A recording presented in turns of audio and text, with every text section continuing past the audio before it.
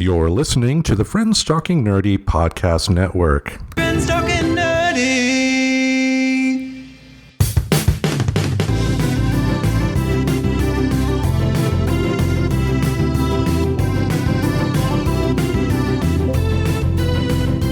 If your friends are nerdy and you are nerdy too, I want to talk to you. Friends Talking Nerdy.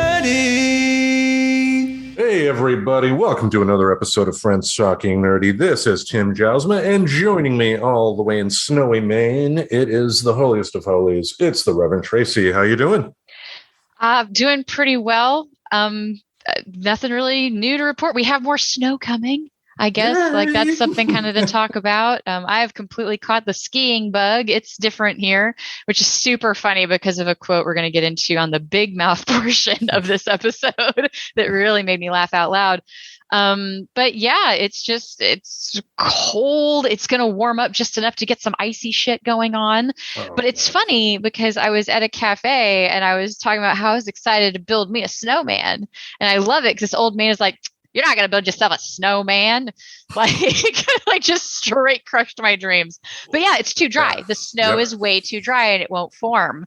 So it's really kind of interesting. And that's why it just brushes off of the cars and things like that. So yeah, I'm still learning what it's like to live in a place that gets real snow in this way. But how's things in Portland, Oregon? Oh, as far as the weather, it's the usual rainy self. I did get a visit from Three Crows this morning, so that was cool being able to see them. I tried to bribe them with a quarter, but they just looked at me like, we're here for the food, bitch. Where's my food, asshole? That's not shiny enough. Yeah. You think I need quarters? We go for 50-cent pieces here. But also this week, I did schedule my first major surgery. Ooh, major surgery. Talked about that one. You okay? Yes. Well, come April, uteruses everywhere are going to be celebrating because I am getting a vasectomy. Yay! I didn't realize that was like I guess I get it, right? Because it's something, from what I understand, between the two surgical options, it's less invasive. It's also oftentimes easily to reverse if for some reason you wanted to. But it's generally pretty much the safe method. I'm assuming it's for contraceptive reasons since you're rejoicing, uteri around the globe. Just to let you know, mine just phoned upward. It doesn't really care. It just is like, as long as you're making reproductive choices for your body. But no, that's actually are you just kind of nervous about it, excited, or? A little bit, yeah. The professor and I were talking about it, and I think what we're going to do is come surgery time, we're going to record it for Hump Day. Not the actual surgery, but kind of like a before and after. So like the drive to the hospital, have the procedure done, and then I'll be doped up. But, on the way home, I'll just be like, oh, my balls. But that might be the episode. The hump day that ironically will have very little to do with humping by the end of it. That's not going to be comfortable for a minute. Your doctor will give you the pamphlets on. That's always the funniest thing, by the way, is anything that involves any of that.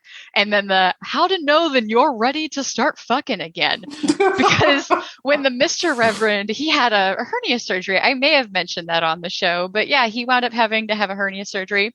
Mm-hmm. And there was this whole sit down with the doctor of now you might have urges to do things. And he didn't really say it like this. Please understand, I get hyperbolic as shit with doctors because they make me nervous as hell. But basically, he just sat down and laid down well, this is about when you can maybe start having sex again. But, it's covered in the pamphlets. And so we wound up reading through it and having a really good laugh after the fact. I should see if I can find those again. But I'm sure you'll get your readout on when you can have sex again, because no matter what, when a man's junk has been operated on, doctors know that's the one question they're going to have. Yeah, when, the time, the second, no. How do I know so I don't do irreparable harm? Like, yeah, like it was a real conversation, at least for the hernia thing, because that's like a mesh type thing. So you can really kind of fuck it up. So I'm sure, however that works for you, that'll be interesting. Just hearing your impression of your doctor's voice, though, just imagine him coming in like an all white suit with a white hat and a mint julep. My stars, I'm here to talk to you about your hernia, boy. All my doctor trauma came from Texas. You can tell. You can actually tell where my traumas came from based on what accent I do when I'm deflecting with humor, folks. Which is why most of it's Southern. That's great. But yeah, so you're going to have surgery. I'm sure you'll be fine. I've heard it's like, I've had friends that have had it before, like, but they had already had it, like not while I knew them. Yeah. And most of them just kind of went, yeah, it was basically nothing. Like for a female bodied person, they got to like shut down all the factories. And I don't know. I'm sure maybe they've gotten that easier now too. That might not even be as nuts as it used to be. Yeah, no, I mean, my understanding, this is going to be like an outpatient thing. So, it'll be in and out, and when I say major surgery, I, of course, was being 100% facetious and just hyperbolic, blowing it up. This is definitely an outpatient surgery. And I think, too, the fun part about thinking about, creating stuff for Hump Day would be to kind of dispel some of the, fears that go along with it. Because, I'm like anybody going into something like this, there's a little fear going into it. But, if you try to embrace the process for what it is, I guess, then, good things will come. Yeah, I'm sure my day will come. I mentioned when we had my friend Eli on about, actually, we're coming up on Pride Month again soon. So I'm wondering if we should try to have another Pride Month episode. But, I had expressed like my hesitancy to surgery at all just because I've never had one, like ever. The most I've had was I was wide awake during the whole thing. So basically, I've never been like put to sleep. Like it's never been anything like that. It's all like basically the equivalent of Dr. Pimple Popper shit. Like that's what happened to me basically. Oh, and well, I mean, it's removing cysts and stuff. It's not near as gross as you'd think that show would be. I wound up watching a lot of it over October when I was staying with my adopted mom because she's really into that show. But yeah, it's very like, they just kind of deaden the area and just like cut and like push something out. Like that's basically the most surgery I've had. I have all my parts everywhere, even like my adenoids, my tonsils. So my wisdom teeth. I've never been put to sleep. Have you ever like been put to sleep that way for anything? Never. No broken arm, nothing like that. So you'll have to let me know how that goes, because that's my biggest curiosity point, I think, is like the whole idea of a chemical making you go to sleep. Well, I've had a few chemicals that have put me to sleep over the years, but this will be different. Anyway.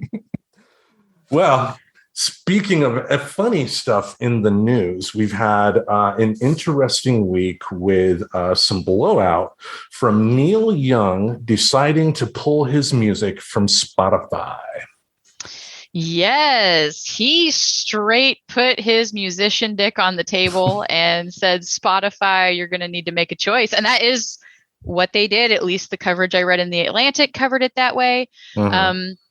That he sent a letter telling his management team and the record label that Spotify would have to choose between hosting his music and hosting a hugely popular podcast, the Joe Rogan Experience, which was already all over media before this happened. Like before Neil and all this stuff started coming out, there was a decent amount of coverage on Joe Rogan and misinformation that was being spread on his podcast due to someone he was interviewing, from what I understand.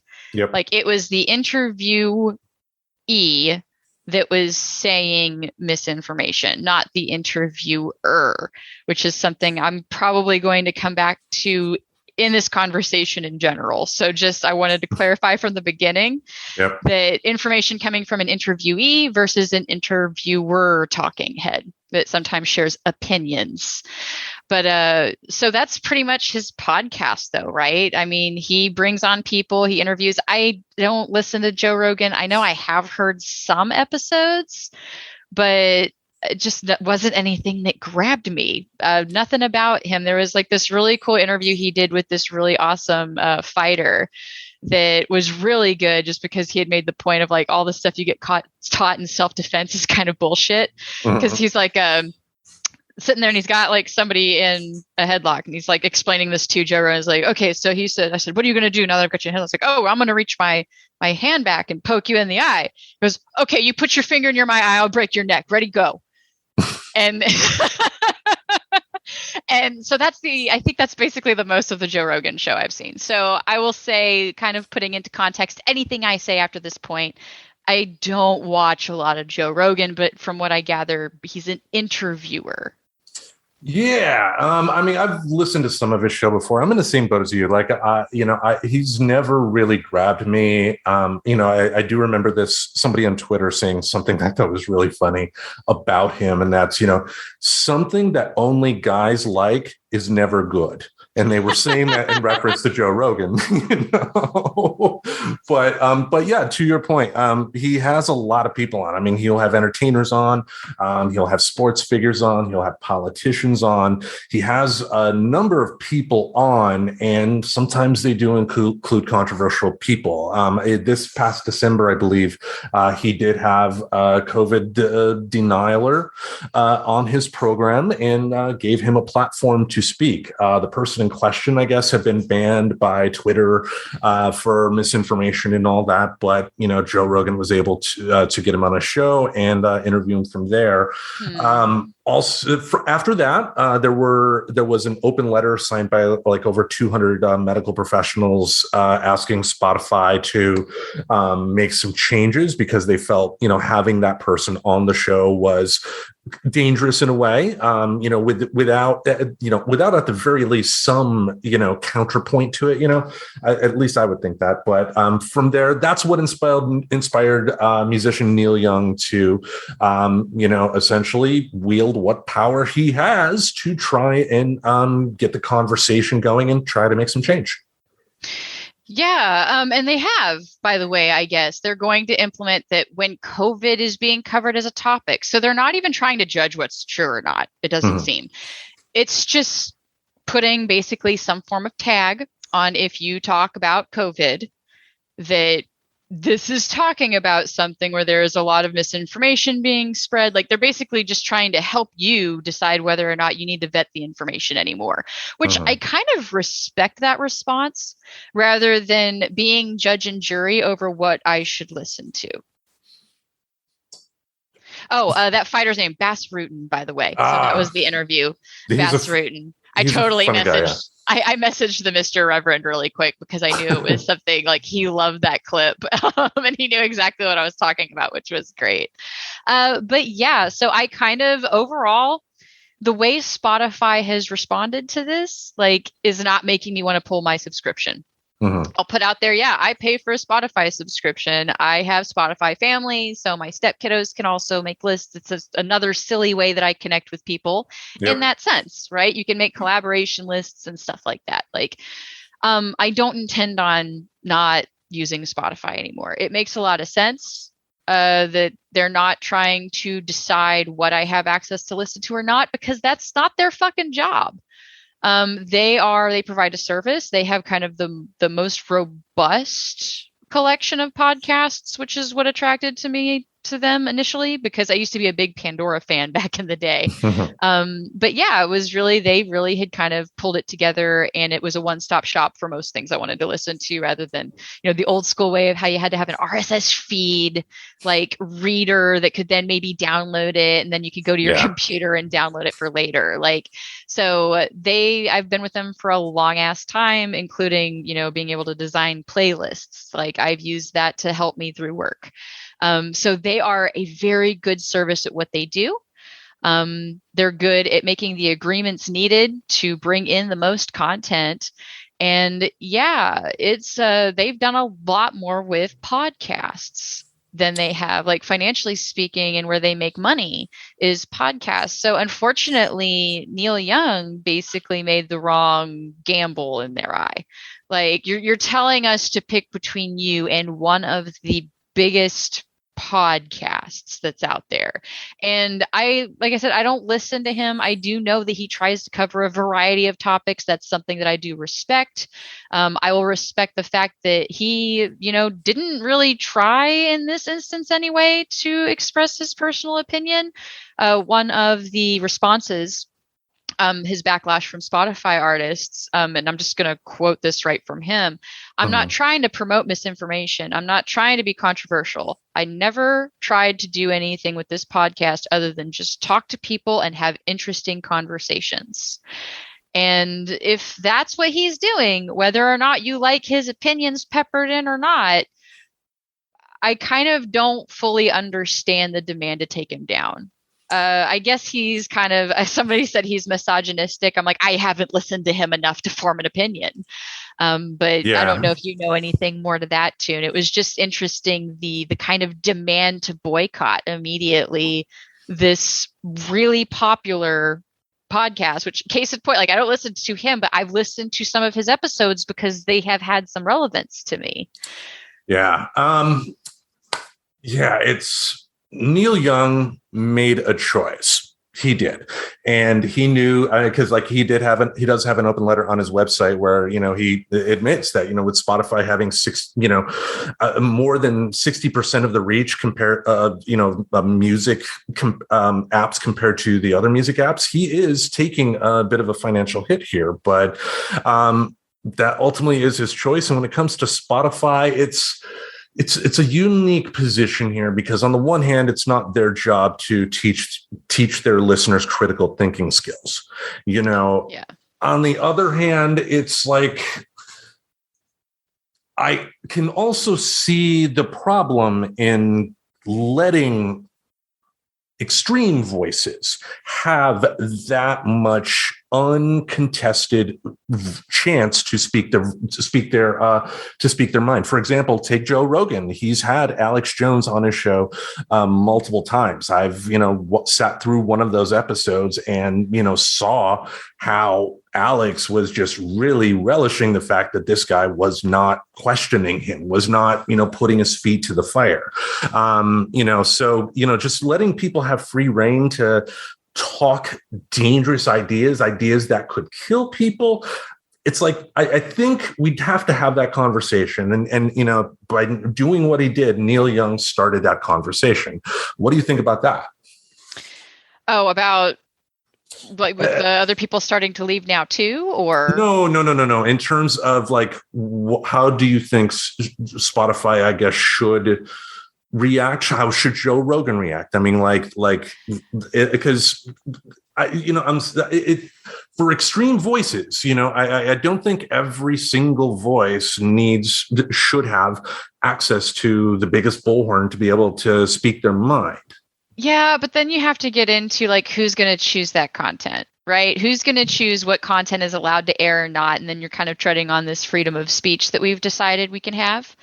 The right to free speech, we've decided as a cultural collective that True. That's a right. And now if that gets to a point, because there are little asterisks in that, It's kind of like you can't yell fire at a theater, right? So see, I was getting there. I saw your finger wag. You were really worried, but no, I'm with you. There is a point, but whose job is that to punish? It's not the movie theater's job to punish the kid for yelling fire. That would ultimately be an authority of some sort. So who is the proper authority to step in when misinformation is being spread to a point that it's causing societal harm? And that's the big fucking question we have, because we don't have that. Yeah. Right? It should technically, I would think, be something like the CDC or something that has scientific backing and respect that we know that we've trusted our society with this mind, right? Because CDC, Center of Disease Control, their whole job is to try to control diseases in this fucking country. So they do their best to hire people not based on any political thing, but based on what jobs they can do. I mean, I'm sure there's some level of fucking politics that I'm not even aware of on it, because it seems to be entrenched in everything in America land. Yeah. But, they're mostly being picked because they have schooling and they have knowledge and they have ways of knowing and studying, or at least being able to make reasonable decisions on what can help in these instances. So is that something that should be governed by the government? It's hard to say. I don't know if that's really right to put it on a private business to police information that could be damaging. You know what I mean?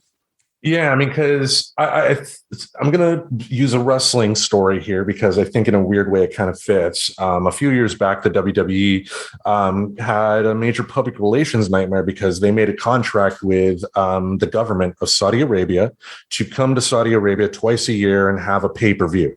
And the Saudi Arabian government, similar to what NBC has to do when it has to do in China, the Saudi Arabian government uses that pay-per-view as like a propaganda tool for around the world of look how progressive we are in Saudi Arabia when they're really not, and a lot of people were against the WWE, asking them to pull out. And, at the time, I was one of those people, because the government of Saudi Arabia, it's well known that, they're not nice people. They kidnapped an American journalist and killed him.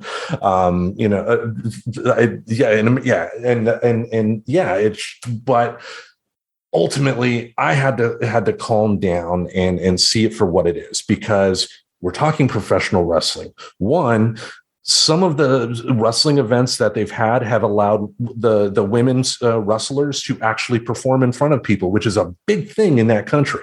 Yeah. So that is a positive. Two, it entertains those people. So, in that crowd, that is a positive. But three, most importantly, I don't know if the American, wrestling audience is going to care too much that it's coming from Saudi Arabia.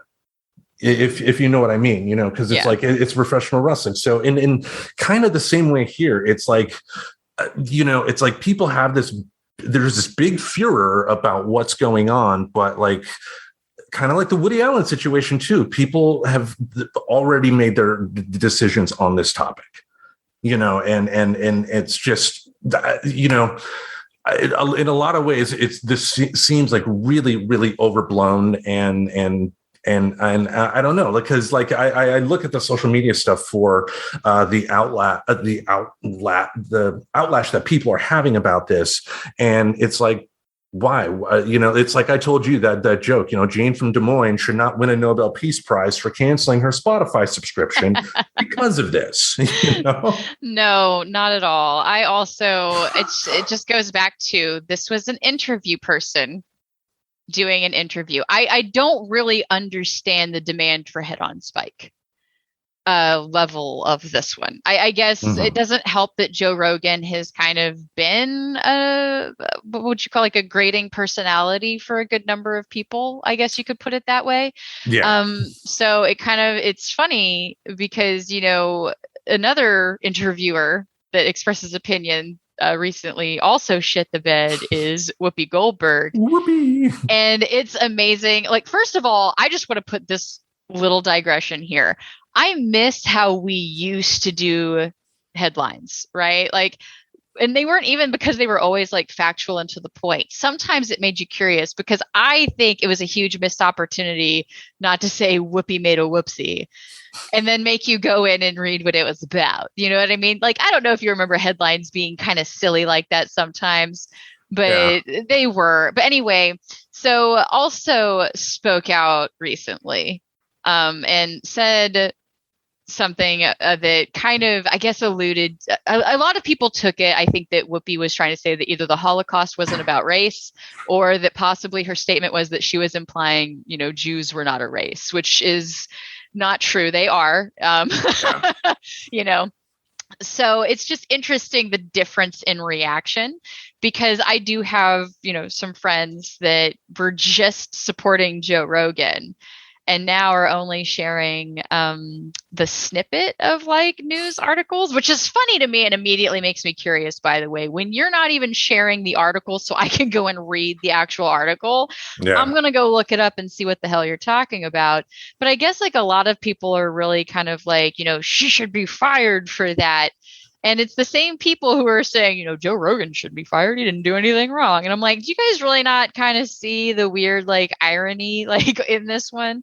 Or at least the hypocrisy, I guess, is a better term for that. But yeah, I mean, because the people that are calling for Joe Rogan's head, that are canceling their Spotify memberships, that are contemplating not doing podcast with a podcast provider like Anchor anymore.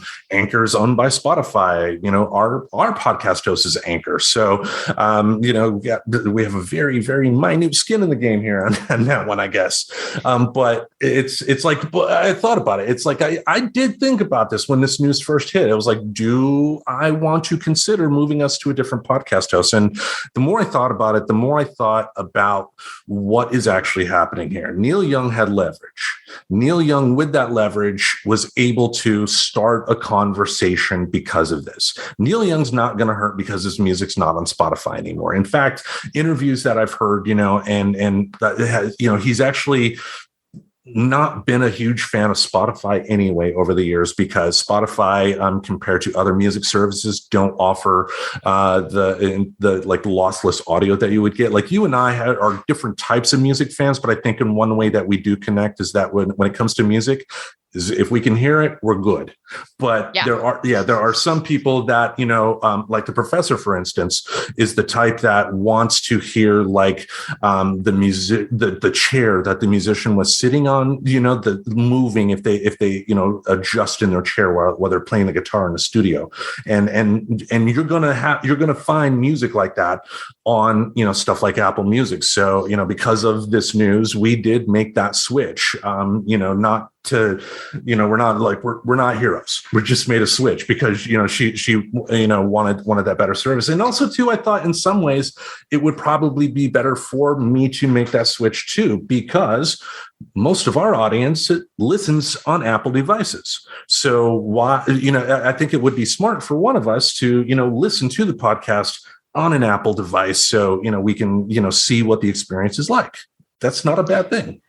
But possibly not. But yeah, I mean, mostly I think for me, because I have hearing problems, whatever quality it's at it's fine for me. I don't think it's enough of a quality difference that my shit canned ears are going to really pick up the little nuances. And even then, I'm more of a passive listener to music, and I use mine a lot for podcasts. I'm right back to it, where I'm listening to the here and now and the little 15-minute up first or the 5-minute little chunks of news, just giving me headlines, just, giving me straight, this happened. That's all there's time for in that 5 minutes. And I love it. Don't tell me how I need to feel about it.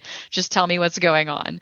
And it's just been kind of interesting, because we did talk about it some, and I was pretty clear that I didn't have any intention on stopping Spotify use, but I support whatever we decide to go with, whatever's easiest for you for as far as who hosts us and everything. But I guess I don't mind artists and public figures who aren't versed in the thing they're talking about. I don't mind them sharing opinions on how they think and feel about the world, because I'm a big conversation person. You don't actually need to be speaking from a place of expertise to have valuable conversations and back and forth, right? But removing yourself from a platform and kind of holding your content hostage, to me, it's just poor form. And I'm more likely to not follow you. I'm more likely to stick to my own habits and things that I like. For example, I will probably continue to use Spotify over choosing to abandon something I use because an artist I like said they don't want to be on there anymore. Yeah. And I don't necessarily care for that. And Spotify isn't really an artist anyway. It's a business. So in my head, it's almost like an artist who has the ability to have political views is picking on a business which doesn't really have any views because it's a business. Spotify wasn't trying to make a political statement by it. But that's the thing with businesses, though. I mean, businesses it happens in retail. It happens in a lot of companies. They will think of the bottom line only. They don't think about other ways that their business could potentially affect somebody until they have their feet put to the fire. Yeah. And and again, that's what's going on here. Like, Neil Young did not come out and say to people, don't listen to Spotify. I'm not going to have my music there. Now, are there fans of his that only paid for Spotify to listen to his music that will go? I'm sure there are. But I'm sure there were just a number of people that maybe liked a few of his songs. And now that he's gone, oh, well, I can listen to it on YouTube, Pandora, or another music service. It's not like it's going away anytime soon. Or worst case scenario, oh, no, I get to go to the store and buy a physical CD. Darn. Oh, no, maybe you can get into records, get you some wax, you can spin it.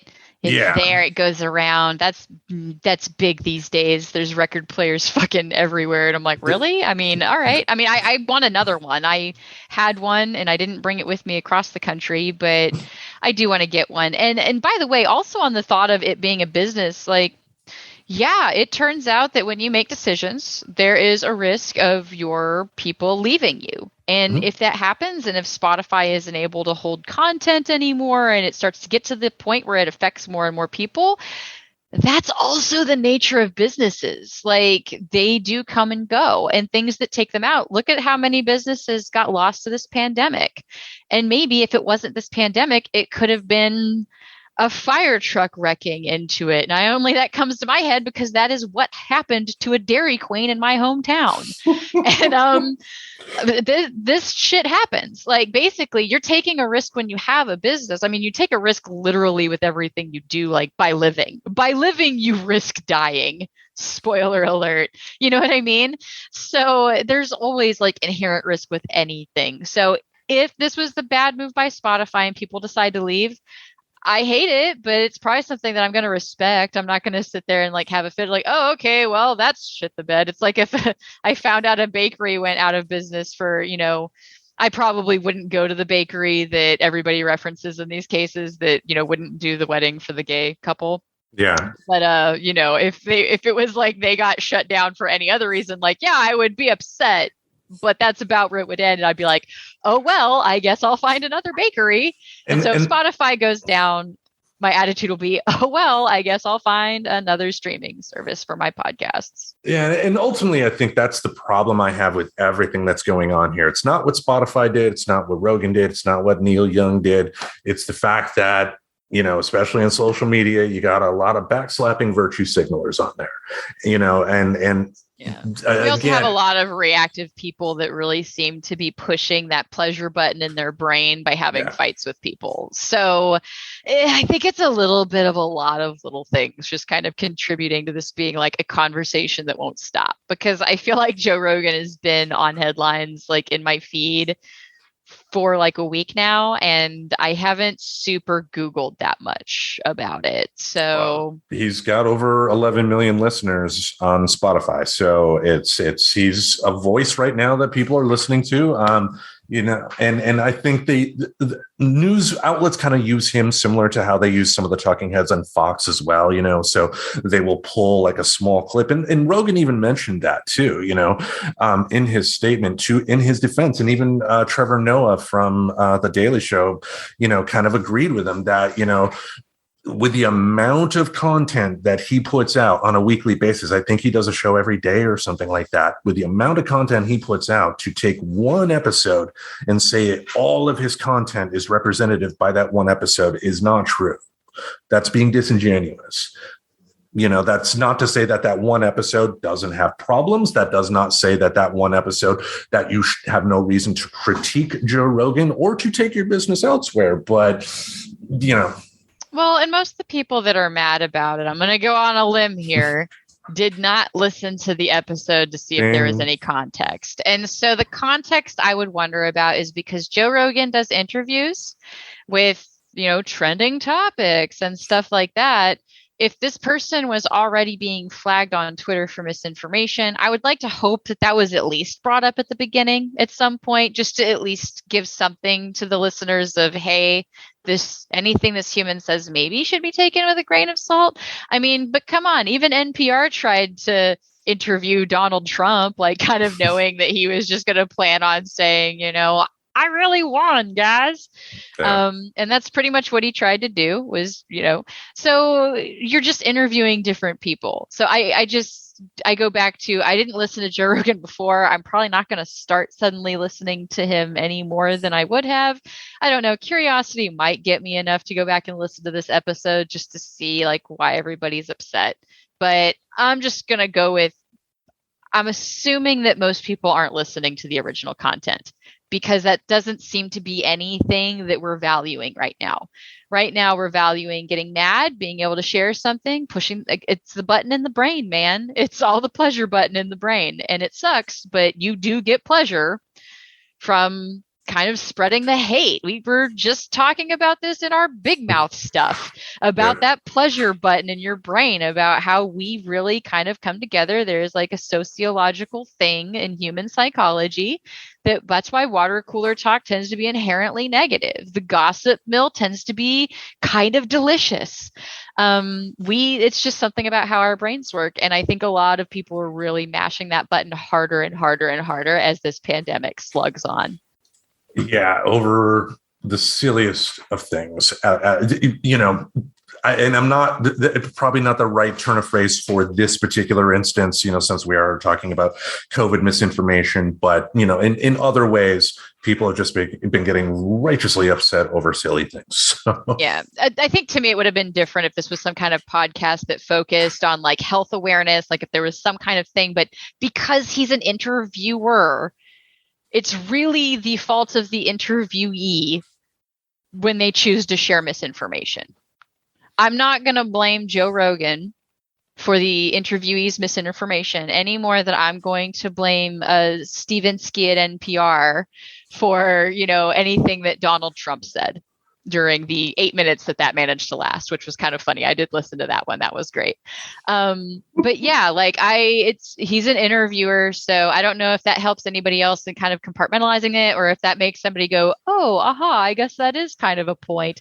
I don't have to like an interviewer to kind of stand for some of the, God, how would you say that? Like, I'd want all interviewers to kind of have some kind of slack given to them if they're interviewing someone else. You know what I mean? Because it's the interviewee's job to provide accurate information. It's the interviewer's job to come up with questions and then maybe reactively have questions or opinion to discourse with them. But from what I understand of an interviewer type, it's not necessarily your job to on the spot be able to fact check and shut things down.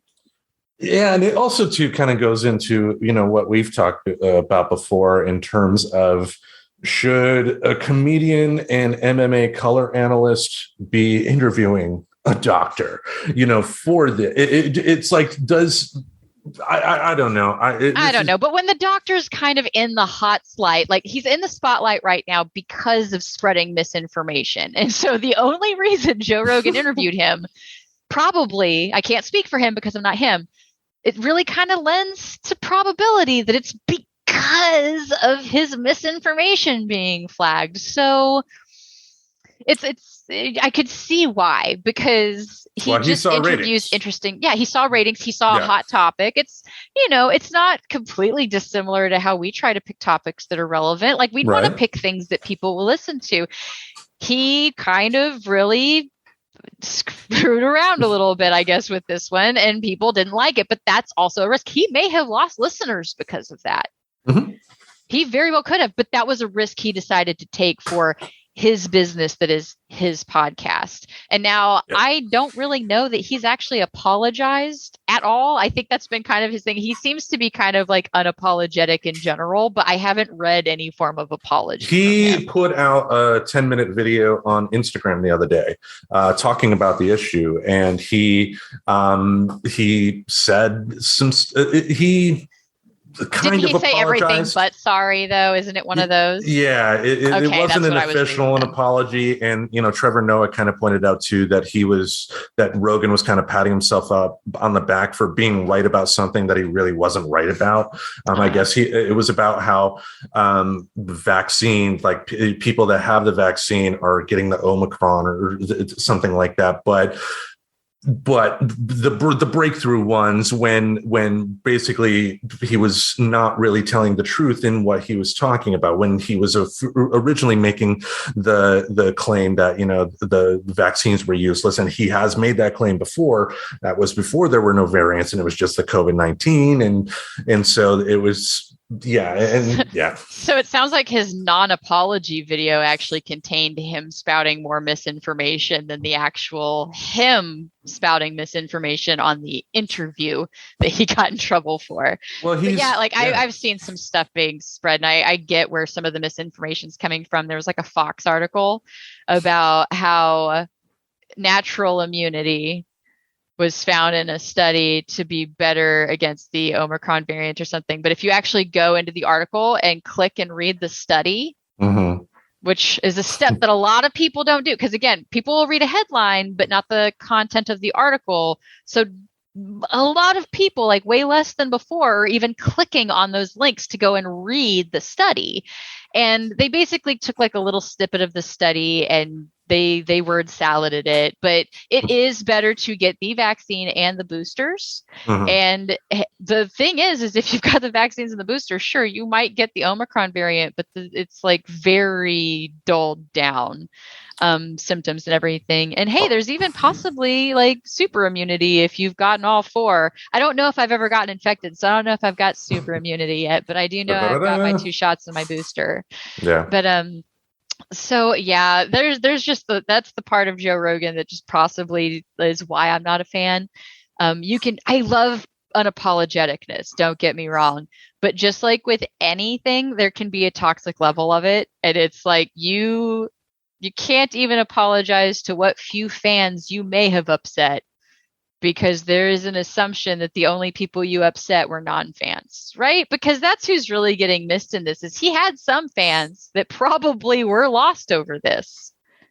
Yeah, I mean, and there's been no apology to those people. Like, fuck the people that don't listen to him and are just wanting to hate on him because they already hated him. He didn't even apologize to anybody that was actually upset and disappointed and is now not wanting to follow his show anymore.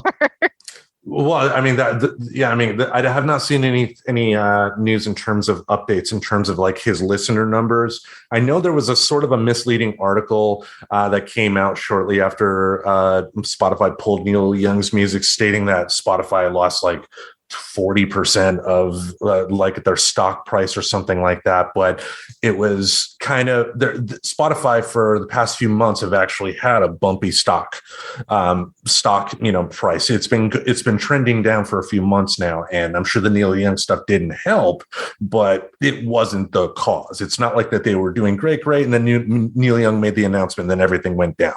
No, it was before then. They've rocked back and forth before too, though, because they've come back from years. But yeah, it's kind of interesting. The whole non-apology thing, I think, says a lot about him. Yeah. And then that other flip side of it, again, just to go back and touch on the whole Whoopi situation, is another big difference between those two. Like, first of all, she actually said, "I'm sorry." She apologized. And I don't know. I think you had said you didn't really have much time to go back and read it, but going back into the context and then in her apology, it seemed kind of clear that it didn't sound good what she said, right? She was very clear that she definitely owned putting her foot in her mouth in a big way, and very much she did. And now it's kind of hard to say, though, right? Because did she give an apology, or did The View kind of tell her that she needed to, right? Because that's a big difference between her and Joe Rogan. Joe Rogan doesn't work for anybody. There is nobody. Oh, he does? Does somebody own the Joe Rogan podcast? Spotify. They paid him to have his show exclusively on Spotify. That's the big deal here. It's not that Spotify hosts his show. They pay his salary. They own the Joe Rogan show, though. The way I think it is kind of like in comic books. If you have a creator-owned comic, he owns it, but he made a contract that they will host it. So as through the duration of the contract, his show will only be on Spotify. But if I guess I just question whether or not that's the same relationship that can like demand an apology, if that makes sense. I'm curious because it's the same but different-y. Yeah, I mean, according to him, the people at Spotify have not once asked him to change anything about the show, which, good for them. Giving him a chance to, be 100% creative. Could be contractual as well. We don't know what that contract reads. There really could be something in there that falls under.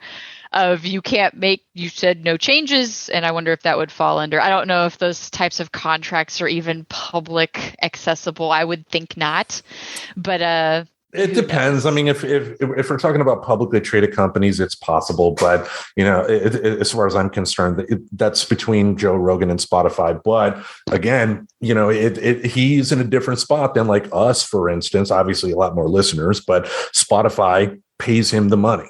All Spotify does for podcasts like us is just give us a chance to put our wares on the air. Yeah, I mean, who knows? I guess the most he would maybe be willing to apologize for would be something like, "I'm sorry if I unintentionally spread anything somebody construed as misinformation." Like, I feel like that would be the closest you'd get with some of his attitude, the way he comes off sometimes. I wouldn't be shocked. Yeah. But I don't know. I guess this could still have some time to play out. Because Spotify is a business, so they're going to continue to fluctuate and try to make business decisions based on, if anybody else hemorrhages out. And also I mean, there are some artists that have pulled their stuff as well, like Joni Mitchell and Nils Lofgren and Graham Nash, but they all know Neil Young. Neil Young used to be in Crosby, Stills, Nash and Young. David Crosby from Crosby, Stills and Nash discovered Joni Mitchell. Nils Lofgren played in Neil Young's band. So these people all knew each other. It wasn't like two artists that didn't know each other decided to come along. Now, there was another artist, India Arie, that has come out as well for different reasons, pulling her music, but it's not a big, it would be no different than, like Paramount Plus pulling Star Trek stuff and then Star Trek going to Pluto TV or something like that. It's the material's still out there, Yeah, and plus, like I said, we'll continue to see how this plays out for Spotify. But one other interesting little part that I wanted to share from that Atlantic article that kind of tried to break it down is a fun fact about it. Spotify pays most of its revenues from songs back to the labels and the artists, so it hasn't really been turning a profit for a while now. Mm-hmm. I would be interested to see if this really has any effect, because I don't think it would have an effect like for. I guess it just goes back to, I wonder how many people are strictly podcast listeners and how many people really only use it for music. Because when I used it for music, I never paid for it. When I use it for podcasts, I tend to pay for it because then I'm using it just more in general. And then when I'm listening to music, I don't want to listen to voices anymore. So maybe I'm an off demographic. I'm just curious how much that's going to ultimately matter at the end if the profits for it was kind of a wash anyway. Well, I mean, look at Netflix. I mean, they're learning the hard way that, the money is in your own original content. I mean, Netflix, their popular shows are all owned by other people. They have some shows like Stranger Things that do come along. I'm not saying they don't have stuff, but they don't have a lot of stuff that's really pulling people in. And, Spotify, I mean, we've talked about their business model. I think going towards podcasting, audiobooks and stuff like that is very much intentional, because they do. I think they do see a day to where people may prefer, for music and just music, something like an Apple Music or Amazon Music or something like that. But they're trying to do their own different thing, which I appreciate in terms of having the podcast, Right, because I mean, it goes back to the music quality thing. You'd think if they cared that much about music, they would have invested more in the quality. But instead, it looks like they're using their finances to secure like these big podcasts. I just found it a little short list. Joe Rogan isn't the only one. The Obamas. Apparently, Prince Harry and Meghan Markle have been reached out to. Now, I'm not sure if these are ones that have accepted. Obama has. I think they did. Yeah. It looks like it's saying it's actually paid out millions too. So I think that's on the short list of people who have accepted and it's been successful. So I'm sure there are people out there that says that Obama lies. So it's interesting because it's like, I don't know. That's where I don't want the content being decided for me. Because if we have a more educated populace, won't they just be less likely to be drawn to this shit anyway? Like, is it Joe Rogan's fault and the misinformation fault on the side of these personalities? Or is this because the misinformation stage was already set at such a high political level that it made people look for it in other places? Like, is this really the cause or is this a symptom? And it just goes back to that initial question is I don't know if I want my content providers to be deciding for those reasons what I can and cannot listen to, because they aren't scientific minds. I don't expect them to hire an epidemiologist or, every doctor for every type of thing to be able to monitor all of the information out there on like health advice. And there's like a lot of health coaches that try to give advice through podcasting too. Mm-hmm. And there's a lot of doctors that would probably have a problem with some of the stuff being mentioned, A, because they either honestly feel that it's dangerous, or B, they don't like that people are healing themselves at home. But it goes back to, I just don't know how much I want a business in the business of politics, since that's something that I don't really support the concept of anyway. I want my business to provide business. Yes, there is a level of humaneness that should come in business practices, and maybe those things should be more covered in like the morals and ethics that get applied to any industry standard. But I just don't know how I feel about people wanting to put Spotify and make them pay for something that I'm just not sure I agree should be their job. Well, I mean, at the very least, they should do what like Warner Brothers had to do with Gone with the Wind. Disclaimer at the front, let people make their own choices at the end of the day. Yeah. And unfortunately, that's what they're doing now, right? They're saying, hey, this is a hot topic. And I'm sure if future misinformation hot topics come along, they might adopt the same thing, like just kind of pull it under the same thing as COVID and start learning to warn about those things. Mm-hmm. But it's just kind of an interesting thing that sometimes you learn your biggest lessons in triage. When you fix something, when it's been pointed out that there's something that can be done better. And if we demand the closure of businesses that are actually trying to adapt in a way that's not also trying to control or be overly controlling over what their listeners can choose to listen to, I think that's the better balance. They can learn, they can adapt. If they had like just healed Doug and went, no, vaccines are bullshit and people should be allowed to call out the bullshit, I'd kind of understand the wanting to leave a little bit more. Uh-huh. But it goes back to they're providing a service. Joe Rogan is an interviewer and he was doing his job of interviewing, and an interviewee gave misinformation. Now, should Joe Rogan be addressing that? That's another thing to probably cover. And I guess that could be an angle on this where, they want Spotify to pay because Spotify is not making Joe Rogan address it, quote unquote, the right way. In his video, he did kind of address that. And if my understanding from what he said is that, I think in the future, he's going to try to offer more counterbalance. So controversial figure brings another guest in at a later point to essentially counteract, point, counterpoint. I don't. By the way, if you're looking for that show, it's called On Point. And she's an interviewer, so I really respect her. She does a really good job interviewing, and she normally tries to bring in, if not one expert. I love it when she brings in two of opposing views because those are my favorite. I love the level of intelligent discourse that happens between two people who can be respectful while holding their different views. And she does try to mediate that quite a bit. So, that show already exists. I'm sure if he wants to go for some version of it, knock yourself out. But I don't know. It just seems like an overall interesting thing that will probably continue to follow for a bit. Indeed.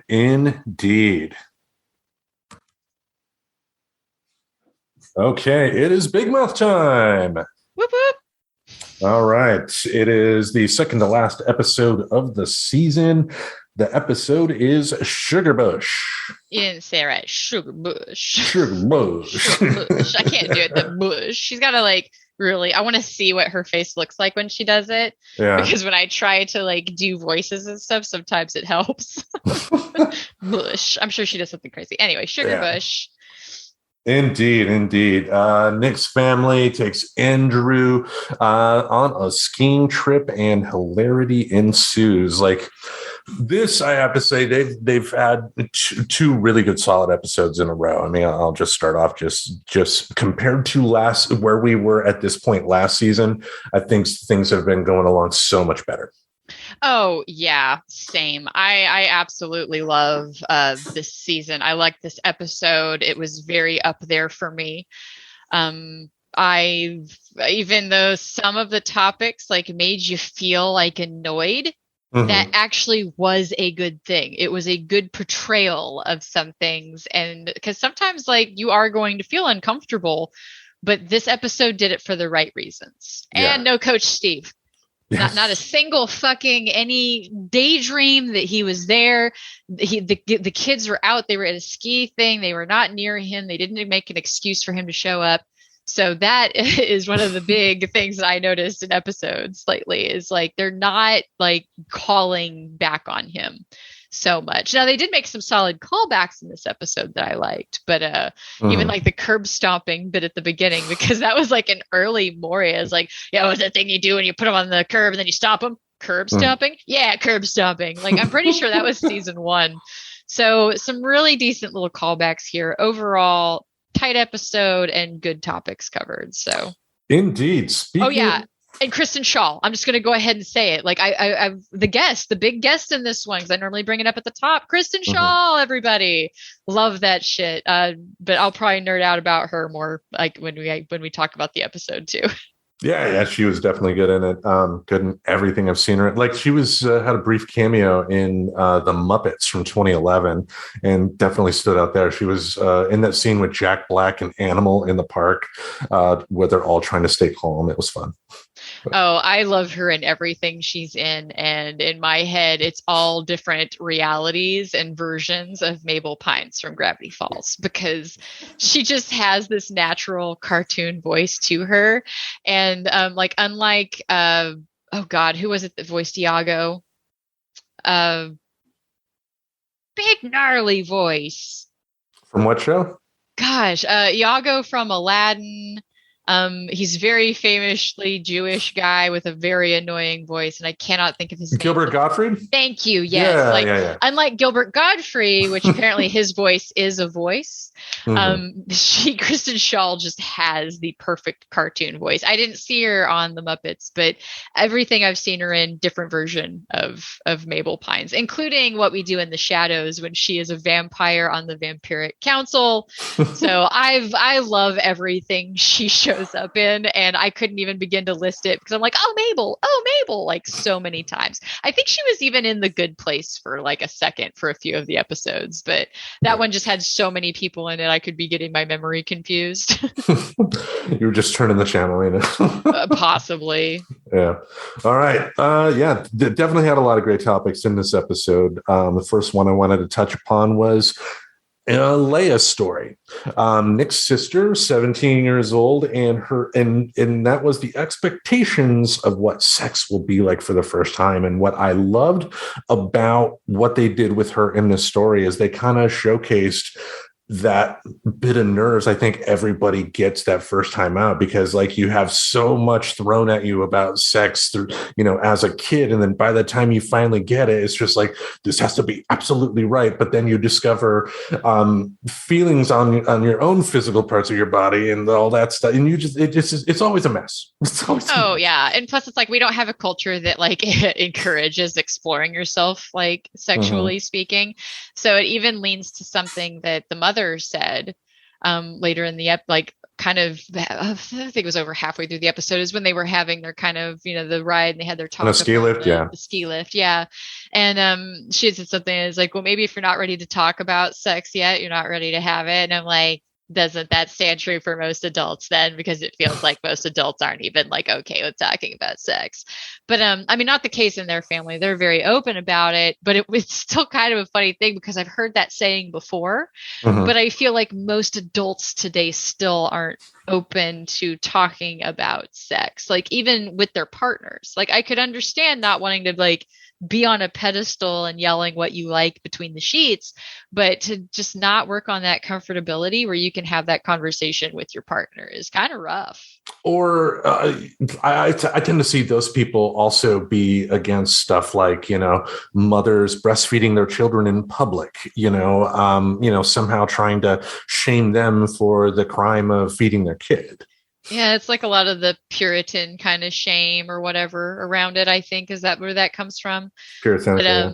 I think so. But yeah, it's like this odd kind of sexual shaming, right? And because even though like breastfeeding is not a sexual act, that because other people decided boobs are sexual, therefore anything with a boob is sexual, that, we have to have a bunch of societal rules about like when you can feed your baby because we're not able to make that separation.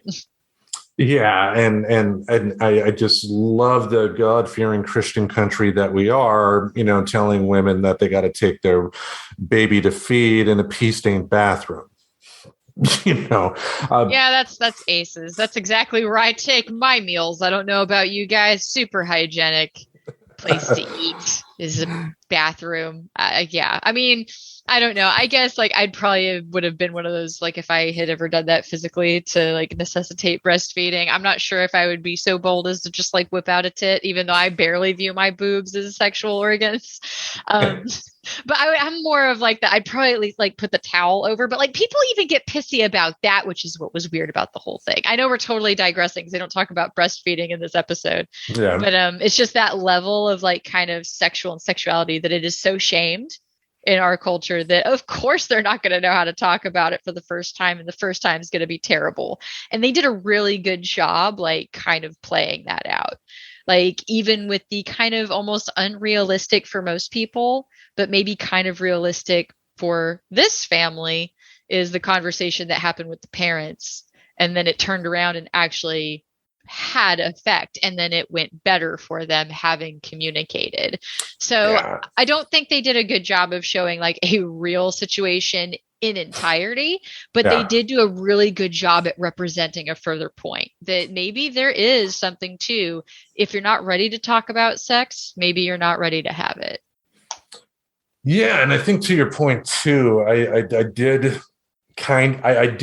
appreciate the depiction of them the first time in the sense that, as a young person and you get your first chance to do that, when you're not told the power of communicating during stuff like that, it's just going to be totally one-sided and not as fulfilling. And you don't even know what you like a lot of times, especially, with a vagina, like a female person, way less likely to explore their body, like on their own in a lot of areas, right? Like it just seems less likely. And so you don't even really have the opportunity to know how to be selfish in that situation because you have no idea what rings your bell, literally. You're learning it in that moment, whereas at least a lot more men have had that experience of masturbation being at least somewhat closer to what you would be dealing with like while you're having sex. Like you understand pressure there, feel good. Yeah, a little bit trickier with the other anatomies. A little more exploration for us, just like it's good, yay! Right, but it doesn't help that of course a dude like that wasn't born with these parts would have any fucking clue what to do with them. So if I don't have a clue what to do with them, I can't tell that person what to do with them. Yeah, and again to that point, I the depiction on how it was shown on the show was good because their lack of communication showed. And I think, that says a lot about, that the voice actors, and that says a lot about the writing in question. Mm-hmm. Yep. All right.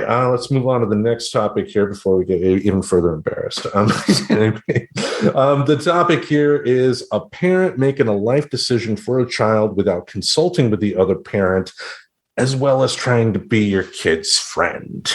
Nick's parents. I had a big issue, especially with the father in this episode. Just arbitrarily deciding it was okay for a 17-year-old daughter to not only bring her boyfriend on a family trip, but also just saying it's cool if they sleep together. I had a big problem with that. I can see that. I mean, it kind of suits for that family and how they kind of are, though. And it was even kind of funny because Leah brought it up in talking to her mom, like that she knew that whole I'd rather it happen under my roof stuff was bullshit. And it was just, I do kind of agree. I think that the father making the choices were not my favorite choices that I would have made. And it really makes it worse that it's not a choice that it sounds like Diane would have made either. So it kind of compounds it some, right? He made a bunch of choices and they were something that she wasn't comfortable with. They didn't even know how uncomfortable each other were with the idea of Leah having sex. It would have been better had they been on the same page, even if the decision still was to allow them to like come on the ski trip and share a room. It seems fast. Like to me, it seems like the first time your 17-year-olds are like having their boyfriend come, it would be more appropriate just to have them sleep in another room. Like it's good enough that they're just on a trip. You don't need to be that entryway for losing their V card. But you also can't, like, I could see progression. Like I do think we are a little bit closed when it comes to letting kids be kids in that kind of safe sense. Because at least they're not trying to have sex in public and then having a very, very complicated arrest file for it, because that's some shit that can happen. And it's like, hey, maybe if it's under the same roof, they're more likely to use condoms or whatever. I don't know. I doubt the numbers are out there because I don't think it's that common of an offering in households to be able to do something like that. And anyway, it just made it worse that they weren't on the same page. If they had been on the same page and made the same decisions, it wouldn't have been as cringeworthy. It was how he was making the decisions that was more of an issue. To me, I think both were the issue. I mean, as a parent myself with a daughter, I don't think these two things can be separate. I think you can teach your kids proper sex education, the importance of being able to explore yourself sexually, while also stating, while you're in my house, you're not going to have sex with another human being. If you are doing your job properly as a parent, your kid will trust you if they do that. And I'm not knocking the people that have had good sexual interactions when they were young kids. If you had a great time, great, good for you. But think of everything bad that could have happened. Do you want your kids to engage? Do you want to give your kids permission to engage in that type of behavior before they reach the age of 18 at the bare minimum? But it kind of goes to some of the same mentality of drinking underage, though. I'm not sure telling a kid you can't do it in my house is going to stop them from doing it. So the mentality with that is that at least if they're going to do it here, it ticks the boxes. Maybe they're more likely to use a condom because they're here. They definitely shouldn't be drunk or drugged because they're here. Like, there's kind of some interesting arguments to that. I'm not really saying for sure what decision I would make because I'm just not there yet. And I don't think I would know until I was actually presented with that emotional decision to make. But on a logical end, and these parents do try to lean hyper logical in how they raise their kids, I do kind of understand it. Because it goes back to, you tell her no, she's just going to sneak out and do it somewhere else. You don't know if they're actually going to have or feel obligated to use a condom. Maybe you don't want their first time to be where like a seatbelt is being rammed into their rib cage.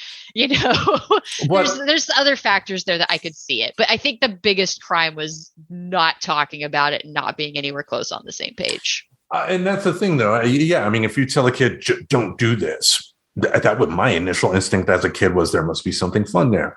Do it. Yeah, it's about having the conversation with the kid and just being honest, and just telling. To me, it was like, telling them how great sex can be, but also just accepting that there are negative things that can happen, and there are just other responsibilities that come along with it as well. It's about being honest with your kids about the importance of what sex can be. It's not just a physical act. It's not sneezing. There's more. It's not just a physical act. And I don't know. I guess I just really, it rubbed me the wrong way. Even though she's 17, it rubbed me the wrong way that he was just, come on. It's just like he wanted to be his friend. I thought of the movie Mean Girls, Amy Poehler, her character. That was a caricature. She played it up, but not by much. I've met parents like her, and wanting to be your kid's friend, not wanting to tell them no. As a parental figure, it is your job to have structure. And Elliot does embody a lot of that, by the way. I never said that he always makes the great decisions because, he doesn't really seem to have like 100% the logical drive behind things. The mother seems to have a little bit more of that logical grasp and not necessarily trying to be friends. I mean, come on. She even like kind of told Nick to go fuck himself like in his ear when he was being a little shit to her in just the episode before this. So, but yeah, I do agree with that level of it. I don't think it's healthy to be your kid's friend. I'm just not sure that merely having your child feel comfortable enough that if they decided to have sex, to have it under your roof. I don't think that's the big crime here, because that's very much a family deciding how to raise their kid. And it depends on what state you're in. 17 might be a legal consent age, in which case you're telling a person who has the legal right to make that decision to not do it in your house. I don't know. It's just like, would you make rules about don't masturbate in the house? But these again, it's like looking at it on that logical end, not the emotional connection of that is my child. And to be fair, similar to liquor laws. I mean, it is. I mean, we spoke about it on the show before. Parents have the legal right in this country, if they feel their kid can handle a bit of alcohol, they can give that kid alcohol. And I am not saying that there aren't teenagers somewhere that are responsible, that would engage in sex responsibly. I'm sure there are. There are. It's just, again, I think as a parent, you should be teaching them everything that comes with sex, the good and the bad, and teaching them that there is a proper time and place, and enjoy your childhood now. There are other ways at your age you can still explore your sexualness without having to bring somebody else into it right now. I mean, it's a possibility, but you have to realize like Leah was raised in that house though. So she probably did already have a lot of these talks. And it kind of goes to some of the things Elliot said that, we took a test when we had kids and we came out sex positive, which is a really funny quote. But, they've been openly talking about sex and sexuality. They do it with Nick all the time to the point he wants them to stop. So, because that goes back to our cultural thing on it, right? Like we teach that it's awkward for a child to receive that knowledge, which is funny because you're sitting there saying like, oh, it's the parents' job to teach all of this. But everything in our culture kind of says, well, you teach them some things, but they figure the rest out. And I'm like, but why is it that way? So I guess I'm fine with, parents like kind of being cool with their kids doing that to a level. I don't think that like openly encouraging it to happen is super cool. Yeah. But I don't know. I was raised in one of the homes where, you could drink in the house because if we were there, we weren't then going to attempt to drive somewhere. We weren't then going to maybe do other illicit things that maybe seem like a good idea because we're drinking and somebody has them in a field party. Like, wait a second. So if I'm at home and my parents said they're not going to call the police on me for doing this thing, but I can still do the thing I want to do, like it just gives it as a safe option. Like the kid might still choose to go to the fucking field party. And a kid could still choose to have sex. The important thing is to teach your kids the responsibility that comes with having sex. And that's, knowing the physical stuff, that's knowing the legal stuff that could potentially happen as well. I mean, that more than anything should scare a parent into urging their kids to hold off, Oh, yeah, because you can't really encourage underage sex like as an adult. Turns out, like, if you guys didn't know that, like, yeah, you're really not supposed to do that. Yeah. So, and that's just totally an honest conversation, but that made me wonder like where they were, because I don't really know what state they're in. I don't think I've ever paid attention to it because they're on the east side, I guess, apparently. But that's just maybe it's that funny quote. Maybe it's like Springfield, where they can see Maine, Oregon, Texas, and Arizona on in the same. Who knows? But I just know they're like from the east, apparently. Well, all right, let's move on to the next topic here. And this story has been sadly not really touched upon this season, even though they teased it would be a big part of this season, Lola and Jay, but getting revenge on someone only to feel bad for doing it. Yeah. It does, like, especially whenever you actually do wreck them, right? Like if you actually you confirm that they're a human. because my feeling on what happens is when you start demonizing and attacking somebody, you've kind of objectified them almost in a similar way, not saying the same, said almost in a similar way as abusive people do towards people they abuse. So if you catch yourself wahahaing and relishing in the idea of someone paying and then start investing energy into revenge, that's what that's sinking into. It's sinking into, you're obviously not viewing them as a human anymore. You're viewing them as almost an object to be punished, to be placed against. Your anger needs to go against this. So I could totally see, right? Because Jay was broken, you know, is like kind of a funny joke of him hiding around the corner at the magic shop, like begging some kid just to get him some magic rings. Like he's a druggie that's been like banned from his dealer. But, you know, she saw him very broken. And it's like, I don't think good human beings actually want to win. I understand getting sucked into it. I've gotten sucked into it. I'm pretty sure most people, if they're honest with themselves, can admit to being sucked into drinking haterade against somebody and choosing to drink the haterade against somebody. And it's until you choose not to that you're probably going to keep indulging in that same behavior. But that goes back to you need to be able to self-reflect and kind of recognize how you treat people. And it sounds like Lola is getting to that self-reflection stage, because he's been kind of wrecked for a while. So it's been some time has passed since, you know, he's lost his magician rights or whatever. And I did think it was kind of funny, just as a side note, that she had to go door to door and explain to everybody that she was like technically a sex offender, but it was for revenge porn. It was like totally funny. Like, did you see her Instagram handle? It was Scumpy for Trumpy. Oh my God, no, I did not notice that. That's so funny. Because they do seem to pepper in some jokes that give you like little insights into the characters that they don't necessarily point out.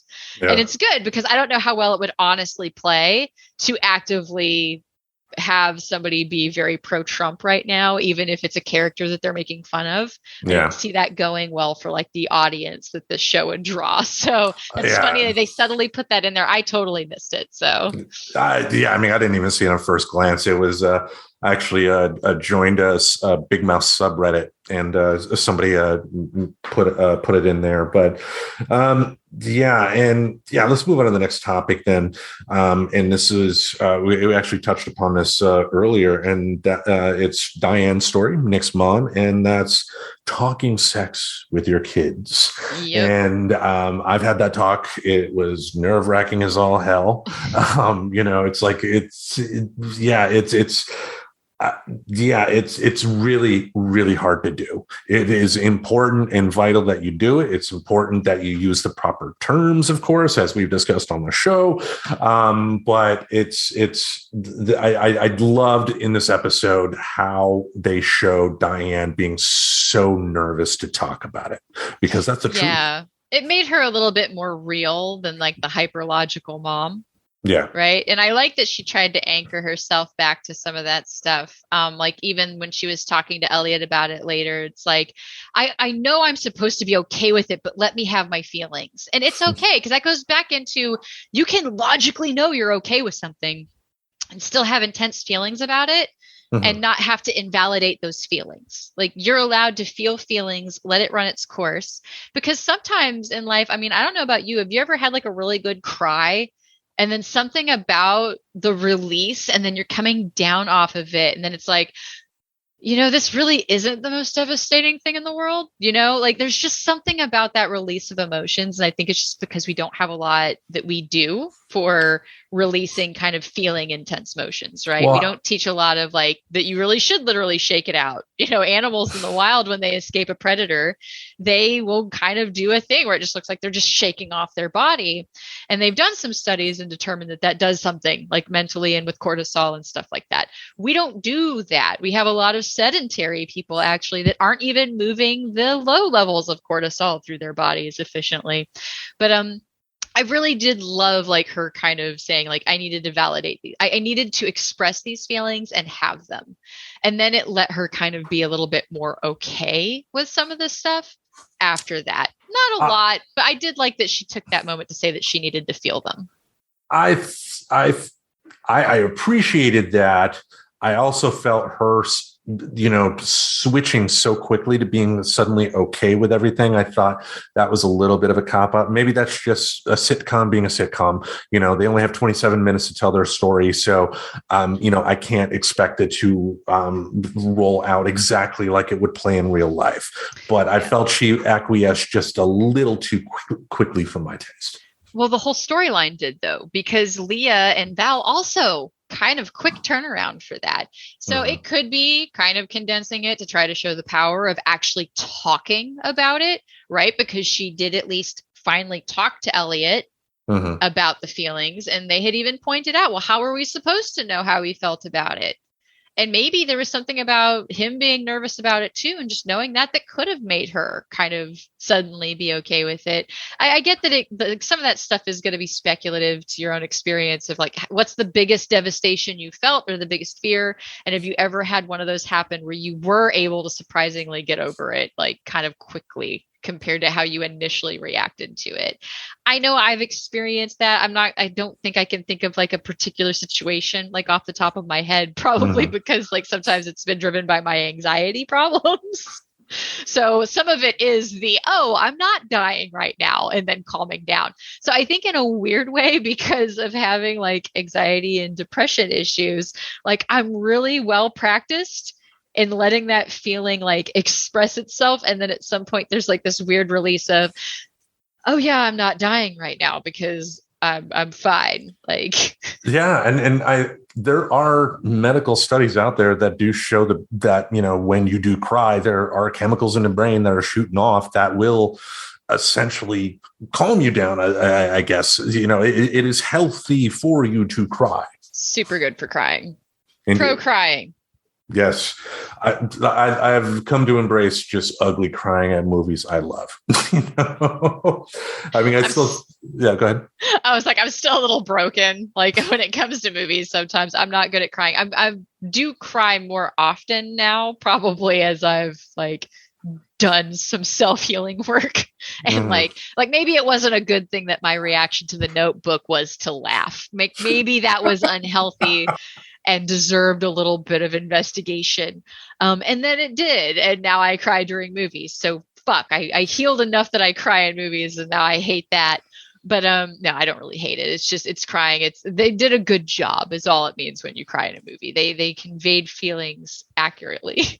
Damn right. And yeah, I mean, if you can get me to cry during a movie, you did your job. The job of an artist is to elicit an emotion. And if they can make you cry, I mean, they're doing it in spades. All right. The next topic here is related to Nick, and that is how anger can blind you to good things in your life. And I've been in his spot so many times. I mean, he's off on a ski vacation, yet life sucks. Yeah, and now there is part where I kind of understood his frustration with Andrew a little bit, True. Right? Because if the sleep, like he already wasn't in a good mood, right? He's pissed off at Jesse and busy drinking his haterade on her right now. The thing about drinking haterade, when you're drinking it for one person, sometimes you just find it that much easier to drink on other people. So he kind of started projecting that same hate onto Andrew, because he wasn't even talking about Jesse super much anymore. He really put it right on what was in front of him, which was Andrew. And then you got the CPAP machine going off, which probably messed with his sleep. And then they go skiing just to learn that Andrew can't ski at all. So he can't even do like any of the cooler slopes. His parents try to send him to the bunny slope, which was really kind of insulting, like for him, because he's been skiing before, right? Yeah. And they know he's not in a good mood. Like this isn't even like a mystery to the family. So in a weird way, I kind of understood that about what Nick was going through. To have that huge disappointment, like especially if he was looking forward to at least getting to ski, because you're really kind of alone. I've picked up skiing recently. It's very kind of therapeutic on its own thing. We were actually talking about, should we go skiing with our friends or go rock climbing with our friends? Like, well, if we're skiing with our friends, we're marching in a line and not talking. So he probably was super looking forward to that solitude. And then it got taken from him by saying, nope, you get to babysit this dude that you've been super annoyed with the whole time and been clear about being annoyed that he was coming the entire time. And then the huge slap in the face is this is the episode where Andrew meets Bernie. And so he's jaded. Nick's jaded and pissed off about his failure pie with Jesse. And then he sees this person that he has been projecting this annoyance onto the entire trip have a meet cute play out. So really kind of understand why he was so mad by the end, that he was basically tantruming like a child. Oh, yeah. I mean, he definitely, there were reasons, definite reasons he had for being upset. But, I think they did a brilliant job of showing just how easy it is when you are angry to not take that moment to just breathe and recognize your surroundings when you're angry. Because, when you're angry, and also too, the hate word always wrapped around him. Brilliant move. Brilliant imagery. Yeah. They did a really good job with that, where Missy's is implanted like in her brain. I think it's interesting that Walter has really kind of taken him over in a sense. So I think that's also interesting, the two different ways. And Missy wasn't in this episode, just throwing that out there for anyone that's going, what about Missy?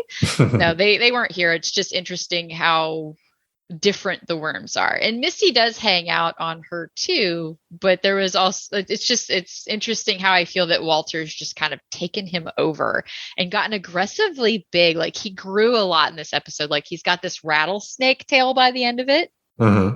So it's interesting to see the little hate worm just start off. Yep. Little hate worm. And then suddenly poisonous. It gets toxic at that level. So he's fed it so much that it's just grown really fast and really strong. Yep. And so that definitely has me excited for next week to see that wrapped up. But let's talk on the last topic here. And you already brought it up, and that is having a love as a kid for a summer or winter break. Andrew found himself a girlfriend out of all of his weird little sexual hangups this season. The moment he starts just trying to focus on making himself a better person and not focus on sex or try to find somebody else, guess what? He finds somebody else. And that's usually how it goes. Big secret. Yeah. And that's where it's like, I know it sounds like really lame and people get annoyed and be like, but you just got to go out and meet people. It's like, yeah, but you kind of got to figure out what you're doing for you too. People don't really like people whose interests are getting laid. Like if that's like the end of your interest list, it's not good. Like take up skiing, go out and do something.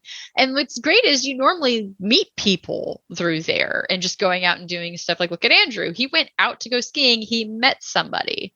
And like, yeah, sure. There's also the cool argument and great more for older people, right? Like whenever you get older, you can meet people of interests like through the internet and stuff like that too. So it's just not as hard to like meet people, but you still have to put yourself out there. If you don't join groups, if you don't go do something, you're not going to meet people. So if your focus is more on your hobbies and getting into like new and exciting things that you genuinely like, you're also more likely to connect with somebody who has like a core interest with you. And that's really important for a relationship.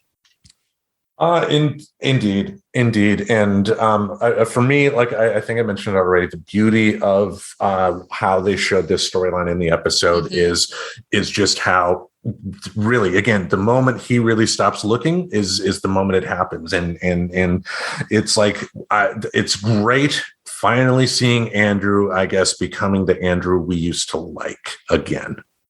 Yeah, it's sweet. I like the Bernie dynamic. She's kind of, it's funny because she's almost a little too like him. I don't know if it's going to get grading. She doesn't really come up again. There's one more episode left, but I could see them bringing Kristen Shaw back. She's the type of darling that will totally hang around and do a show for a little while as a reoccurring character. I mean, case in point, What We Do in the Shadows is still a running show, and she still shows up and does the character work on that show. And with animation, she can record it at home. She doesn't need to be anywhere. Yeah. Especially with the pandemic, like that's probably really opened up a lot of those creatives to like kind of still be involved. Like I imagined, isn't it Zach Galifianakis that does Gratitude? Yeah, like he's probably easier to get his sound bits for. He's kind of a busy dude. But as far as I know, Kristen Shaw isn't involved in any kind of big movies or anything. She's still just kind of, tootling around doing her character work. So I imagine we're going to see her next season, and I really hope we do. Like even if it's something lame, like she happens to move to their school or something, like I would accept that. I would say unlikely, but we'll see what they end up doing with it. But Andrew went out somewhere that he normally wouldn't and met somebody else who also didn't fit in there, which is ironically what their meet cute was, right? Like they both sucked at skiing and wanted to awkwardly slide on their butts down that bunny hill. So they did, and they did it together, and they bonded over that. So I think it was a very good meet cute. It made sense. Andrew kind of going for somebody that seems more suited to him. Indeed. Now, they had some wonderful lines throughout this episode. I recorded a number of them, but let's start off with your list. What are some of your favorite lines? So many, so I loved the, am I doing hate right? No. Okay, I love you guys, from Rick. Oh, I love that, yeah. It got me really good. I, for one, can't wait to break my daddy hymen. Boop, from Elliot. That kind of like tickled me a little bit, even though like some of the storyline was a little grating. There was that moment between him and Diane where it's like he's trying to like be on board. Like that's really what you kind of discover through the end of it, is he's trying to be okay with all of this and say that he's ready for it to happen. Like he's okay with it. But it was just a really cute moment. And then one more, and then maybe we could switch to a few of yours. But like the war on drugs, I might have won, but like at what cost? From Lola, about breaking Jay's heart. And super funny line there. And especially like when you match it with her Scumpy for Trumpy, like it so makes sense to some of the stuff that's like they honestly kind of believe we've won this war on drugs that no, we haven't. But so it's kind of funny that now that I think about it, that was a very telling line for her. And I think, didn't she do the alas like with the hand as well? Oh yeah, up at her head. Like the war on drugs. She did her thing that she does, like when she's talking to the gentleman. What is it? Her pubic guardians or whatever they are. Yeah.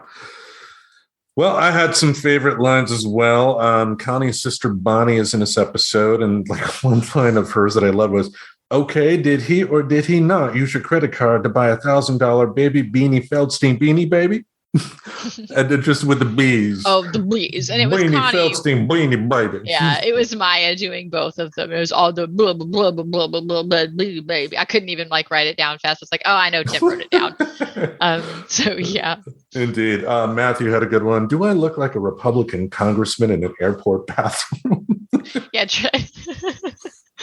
About taking advantage of Jay while he was low or something, I think is what it was that Maury was trying to encourage him to do. Oh gosh, Jay, one of the other ones was sit on me with no pants like one of my college students from the dirty couch in the alley. Well, as someone who used to own a futon, I shouldn't throw stones, I guess. Oh, there we go. It's a futon. I couldn't think of the word for it earlier. It's a futon. Okay. This back and forth, I liked when Andrew said, you see, without my pediatric CPAP machine, I'll choke myself to the edge of death. And then Maury says, but not in the way he likes. Exactly. I had that one written down too. It was such a good like team up quote. Yeah. He promised you a happy cry, but left you feeling crappy and dry. From Bonnie. Let's see. Okay, well, now you have to have sex again just to prove your mom wrong. From Bonnie. That was a good one. Bumble baths are for getting clean. Hot tubs are for getting dirty. I like that one too. That one also caught my attention. A few other little ones that I picked up in there somewhere was Elliot responding to Val bringing up this idea that the clit being a myth. I've seen your father's law commercials. Like, I just think it's funny how often they call to these commercials. I'm like, what does he talk about in these commercials? Like, I kind of want them to make some spoof ones just to reference some of the stuff that supposedly he says. And then the other thing was, this was the quote that got me personally, because having come from playing in the mountains over in Oregon and now being over here in Maine, this is from Walter. I didn't want to be the one to tell you, but there are actual mountains out west. What you're skiing on here is a hill of icy dog shit. I was like, oh my God. not true, by the way. It's been super delightful skiing, and it's different. But yeah, like the mountains are way like not high in elevation here compared to like the West Coast. So it kind of gave me that extra giggle because, I used to mountaineer, and now here it's like, you can't really do it, like not to the same level as like going to the summit of Mount Hood. It's more of a hike. It's more of a hike, and you can like wave and be in your shorts and hiking boots in the summer. And like if you go to the summit of Mount Hood or St. Helens, which I've also been up in the summer, even like that's going to have a little bit of ice up there, and you're going to have to go at the right time of day. So it's because it can be dangerous because it's such higher elevations. So it did kind of give me an extra chuckle just out of personal reasons. But then, hey, it made me learn apparently they're in the east somewhere. There we go. A couple more lines. I love this from Rick. Rick had a couple good ones. Big boys also tie their own shoes and hold their sippy cups all by their own self. I do love Rick. I think he could totally be played a little bit more, but I would be concerned. I don't want them to coach Steve him, but I think he's delightful, and I was so happy that they brought him back. Yeah. This one from Bonnie. Let's get some lady nectar up on those flapjacks. Whatever that means. And last but not least, and I thought this myself the first time I experienced it, Andrew stating, "I'm about to touch boobs." Just how he said it was just like, bingo. So innocent and like actually seeming so much more appropriate for a boy his age, where it's not like creepy. Yeah, he I liked Andrew in this one a little bit more than I have like this season. Yeah. Well, all right. We are at that point. What did you find good about this episode? Bernie, aka Kristen Shaw. I'll go on again about how I'm just a really big fan of her work, and she tends to make every character just kind of delightful and awesome. And I just think the Bernie Sanders joke is really funny. In general, like they're just kind of making a little bit of a jab at Bernie Sanders. But I think it's great that they've brought her on, and I hope they bring her on more. Nick's parents I put as a good thing because I think it's dead on common problem, not being on the same page, making assumptions over big life events. And really the ultimate theme here is avoiding difficult conversations is hard. So basically having a relationship and refusing to communicate is hard. Having difficult conversations is hard. You're going to have to pick which hard you're going to go for, though. And I think these guys came around to the second hard at the end, right? Like having conversations, which tends to kind of be healthier. So it was kind of awesome getting to watch that play out, even with it seeming like it happened a little unnaturally too fast, the turnaround happening on a little ski trip.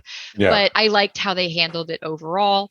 Let's see. I liked the Val and Leah skating analogy for their first time. It was pokey and fast and chaos from Bonnie. Her mom trying to talk seemed like too little too late. But then it's like when I go back and think about it, they've kind of had sexual conversations with their kids. So it's almost like they're just kind of bringing up that cultural hesitance to talk about it, even in a house that it doesn't really make sense that there would be this much conversation needed at this point, with how implied open they have been. They're really just overtly open in, dialogue with Nick up until now. Like even in prior seasons, they've always been very sex positive. Even when, if you go back and think of like Nick when his penis got shown to everybody, and Elliot talking about like, basically it's how you use it. Like it's been in their conversation. So I think that was the only thing that made me draw back a little from this world, is it almost seemed like they needed to talk to her a lot for somebody that they kind of had been talking to. So it just kind of felt like they stuck a scenario into a family that it was more likely to play out better, rather than sticking a scenario in a family where it's more likely to make sense for that family, if that makes sense. Because to me, this storyline didn't 100% make sense, but they still handled it well. I think I already talked about, I understood Nick's frustration with Andrew and how you can just kind of project that hate even onto your friends. And then it's stacking with the CPAP machine, and then the huge disappointment with not getting to ski. And then Matt and Jay, I like this story. I'm curious to see how it goes. It goes back to, I like the character that Matt seems to be turning into, and that they seem to be kind of dedicated into turning him into. So hoping that continues to be a storyline I dig. And that's the end of my good stuff. Yeah, for my good stuff, for as much as I was angered by Nick's parents' choices, it's it's like I said earlier, they elicited an emotion from me. Parents act like these parents do. I don't have to agree with them, but that's not the point. The point is, one, they're telling a story, but two, they're using these stories to elicit conversation, which is what we are doing. And so it's like in wrestling, using wrestling again, it would be like being legitimately upset at a bad guy for doing what bad guys do, and they were the story they were telling in this story in Big Mouth with the parents. I didn't like the choices they made, but that didn't make it a bad story, if that makes sense. Oh, exactly. Because yeah, it goes back to they made choices as their family, but that wasn't really a good or bad thing. It's just something that you wouldn't have chosen for your family. Exactly. I don't think they put Leah in danger by allowing it. But yeah, and that's the thing though, is especially when you're a parent, I feel like, and I'm not saying this is necessarily what you're doing either, but I do feel like people get more intense about these things because they feel like there's a right or wrong answer with all of the topics. I think that kind of that micro part of the topic of whether or not you should be cool with your kid having sex in your house, is just one of those topics that I think can be a little bit more up to the family, right? And the family dynamic. And in that sense of, would CPS knock on the door and decide that child was in danger? I really don't think so. And now, granted, they don't, intervene in some cases where I feel they should, because I don't think it's good for kids. I also just don't really think it's going to be super damaging to be okay with that happening in your home. But yeah, they frustrated me by just not talking to each other. Yeah. The other thing I really, really dug in the episode was Andrew and Bernie's time together. Again, one, it was great to finally see Andrew be normal again, whatever normal is, I guess. But two, it was great to see this new character that immediately felt like she was a part of their world for many, many years. It wasn't like how The Simpsons have been guilty for years of having guest stars, where it's just insert guest star here is here, Yeah, she did. She kind of felt like she blended in with their group a lot. It almost made you go, where has Kristen Shaw been? She should have been in more of these episodes. She really kind of fits for the demographic too. So I agree. I liked Bernie a lot. Not even just because it was Kristen Shaw, but it was a good character ad. They did a good job making a character that worked, and they did an excellent job finding a voice to make that character realistic for the world. Right. Now, what would you say has been the bad part of this episode? I'm kind of over whether or not Nick's going to be a little prick or not. We were getting kind of fed up with that back and forth with prior seasons too. And I thought that it had finally come to a head. So it's going back to where it's he's kind of regressing a little again. And granted, that's kind of that power of hate, but it makes me almost wish that they had given someone else the hate worm. Or, the love bug turned hate worm, even though in a lot of ways it does make sense. I don't think it's the biggest misstep they've made. It didn't ruin the entire episode for me or anything like that. But I don't know. I don't know how much more I want to see the battle of, is Nick going to be Nick Star? Because remember, that was a whole season that, supposedly came to a conclusion that he wasn't going to pick that. But now it's I'm not sure how much they can continue this kind of story with him over and over, because this seems like it's rewash number 3. The problem I see is that, if you think about it, for this episode especially, he didn't really do anything. He was just there complaining.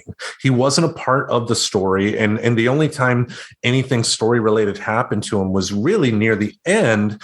And that was just, again, to bring us to the final episode. So it was just he was just there more than anything. I think if they had given him something more to do instead of just complain, and actually, it felt like he was, it's they wanted to have the benefits of the audience trying to focus on him without really giving him any motivation to do anything. He was just there. I think that would be one critique I would have of the writing when it comes to him, because if you're not going to advance something storyline wise, why have them there?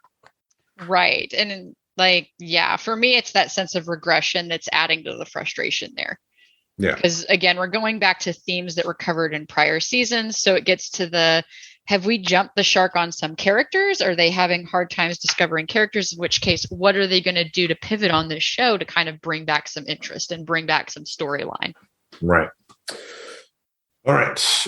Anything else on the bad side of things? Really, no. That goes back to this was a really tight episode. I liked it a lot. That was really my biggest complaint was just, I think I'm over, is he going to be Nick Star or not? Or I guess I thought we were done with, is he going to be Nick Star or not? All right, then I will go into my bad here. As I mentioned, I have been really disappointed at how little we've had with the Jay and Lola story. At the end of season 4, they were setting it up as if we were going to have this big storyline for season 5 involving those two. And it seems like almost each episode, I mean, there hasn't been, I think maybe one episode they had an extended storyline between the two. Any other time, it's just been quick 2-minute little clips here and there. And that really disappointed me because I think more that it bringing Matthew into the equation makes it look like a pivot, unless what they're doing is setting it up to where there's jealousy involved in season 6, to where, like Lola and Matthew fight over Jay. I could see that because Lola is definitely the fighter type. Like, I don't think Matt is going to get to keep Jay easily. But I think that's why I'm excited for it as a storyline, because Matt's not exactly a pushover either. So that could honestly be a very interesting, like, head-to-head to see it next season if they go that route with it. But has he drowned anyone like Lola? Oh no. I don't think so. Well, then there's that totally hilarious story. It's like so funny, I can't even tell you. Like I don't remember what it was, other than like some kid died, like she tripped him and I think he like impaled himself on something, on a nail. Yeah, like it was something really dark that it's like, okay, but she didn't mean to kill him, like. Yeah, she was a kid. It wasn't premeditated and all that stuff, but yeah, it wasn't even that funny. Like that was the whole. I remember us talking about that episode and just like being kind of annoyed that it was just built up that whole episode and it was just not even that funny of a story. Yeah, just for that. Hey, okay. And last but not least, I think I've already brought it up too. I didn't really care for how Diane capitulated so quickly. It felt like again, it's like most of the episode, a good 20 minutes. She's upset, rightfully so, at not being given a seat at the table that she rightly deserved as a parent in terms of making decisions for her kid. But then by the end, she's just cool with it. And I it's not that I wanted the argument to continue to happen, but at least show that there's still more that needs to be fixed here and not do the whole sitcom trope of everything's better at the end of the episode. Right. They did go a little bit too corrective on that one. Like, I think that storyline, and who knows, like, we don't know if it's going to still come up again. Mm-hmm. Whether or not he's going to continue to make choices or if they're going to have different little kind of head bumping, like, hey, we've seen what happens when he makes a choice without her being involved. But what if he does try to bring up something in the next season, and the whole talking about it beforehand also presents its challenges? So we might not be completely done with that yet, but it does seem like a really, you've got a valid point, I guess is what I'm saying. It does seem like a quick turnaround even for this. Like, you'd be more expecting them to be upset for a few days. Yeah. I mean, again, they don't seem like the yelly type, so it's not like I expected them to have throwing things at each other and screaming. But I would have expected a little bit of tension. But we're at the end here. What score do you give this episode? 10, just like the last one. It was 2 solid episodes in a row. The main reason is no Coach Steve, like that they didn't just like throw him in there for some stupid reason. That would have easily knocked it down to an 8, but I think they did a great job with some of the character development, and a few of my fusses, like kind of similar to what you expressed of the fast turnaround, can kind of be chalked up to sitcominess of the show that maybe that's just not something they're wanting to go directly into after this episode. Right. Yeah, I'm in the same boat. 9 out of 10. Second one in a row. Even the parts of the storyline that got me heated and upset. That was very much a good thing, and I'm glad too that it seems like they're ending the season on less of a fantastical element compared to last season, where they did the time travel, so I'm liking that there's more of a reality based thing, but just overall really good episode. And it's making me excited for the season finale next week. Exactly. So that's the last one we've got on season. What season are we on of Big Mouth? 5. Season 5 of Big Mouth.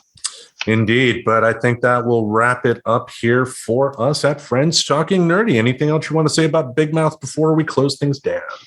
Not at all. I am excited for the spinoff that's coming out. So if anybody was curious if we plan on covering that, we will probably have more info later on. But I do believe right now the plan is at some point we want to watch it and review it similarly, but I think we're still feeling it out.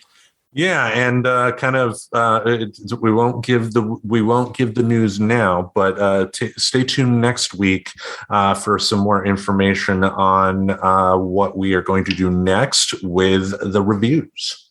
Right, we're going to do stuff and things like podcasters do sometimes. Indeed.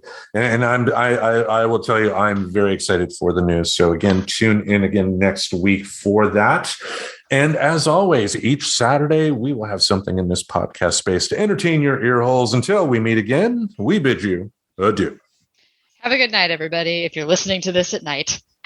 Subscribe to Friends Talking Nerdy on iTunes, the Google Play Music Store, as well as Spotify. Remember to support Friends Talking Nerdy on Patreon. Goodbye, darling.